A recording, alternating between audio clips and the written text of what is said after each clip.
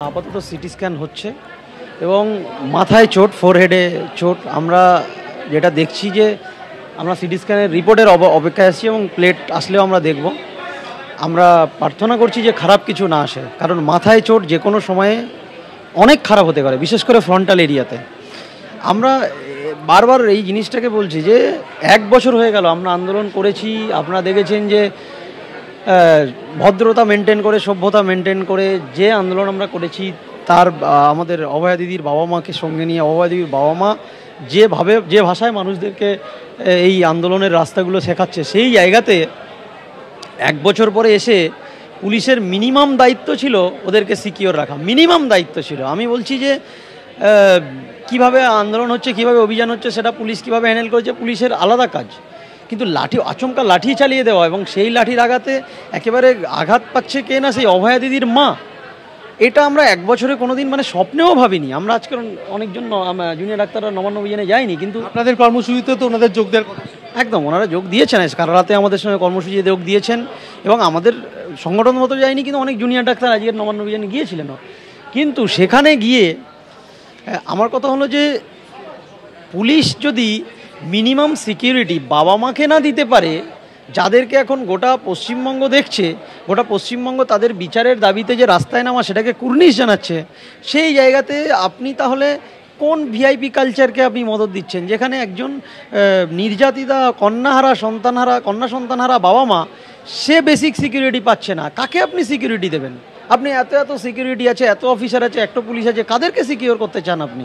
এই জায়গাটা খুব আমাদের লজ্জা লেগেছে যে এতদিন পরে তার বাবা মাকে আঘাত পেতে হচ্ছে। রোডিনা ক্রসিং থেকে অভয়ের বাবা মা যারা মিছিলে অংশ নিয়েছিলেন নবান্ন চলো অভিযান, এবং তাদের ডাকে এই কর্মসূচি, আর এই কর্মসূচিতে তারা যোগদান করেছিলেন সেই সময় যখন একদম সমীরণ আমরা শুনলাম আশফাকুল্লাহ নাইয়া, তিনিও পুলিশের বিরুদ্ধে ক্ষোভ উগরে দিলেন এবং বললেন যে মা বাবাকে পর্যন্ত সিকিউরিটি দিতে পারলো না পুলিশ।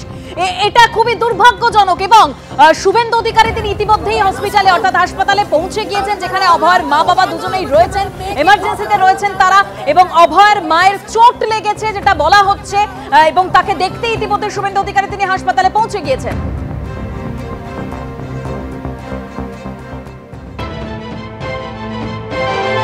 ওনার সঙ্গে লোক আছে, আমি ওনার অনুমতি দিয়ে চলুক। পুলিশের অত্যাচার তো এখনো চলছে, এখনো তো মারছে, এখনো মারছে, আন্দোলন শেষ হয়নি। লাঠি দিয়ে পিটিয়েছে, আমিও তো এক ঘাকে।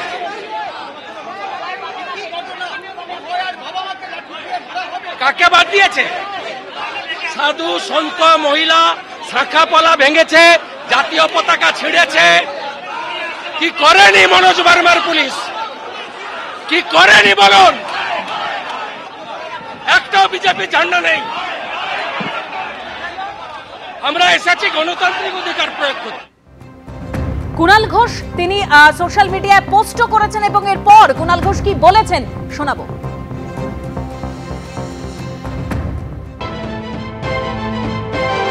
এই বিজেপি এই পবিত্র রাখির দিনে অশান্তি করার চেষ্টা করেছে, মনে রাখবেন।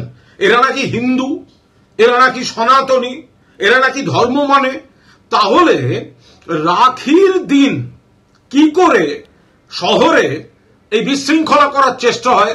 লোকজন হয়নি, কয়েকশো মাত্র এদিক ওদিক থেকে জড়া করে আনা, সেটাকে নিয়ে তারা বিশৃঙ্খলার চেষ্টা করেছে, কিন্তু অপচেষ্টা মানুষ ব্যর্থ করে দিয়েছে। আমরা তো সবাই অফিস পাড়ায়, এই পাড়ায় সমস্ত ঘুরে এলাম, নর্মাল, স্বাভাবিক। কিন্তু সেখানে বিজেপি এইটা করার চেষ্টা করেছে রাখির দিন। রাখির দিন কেন?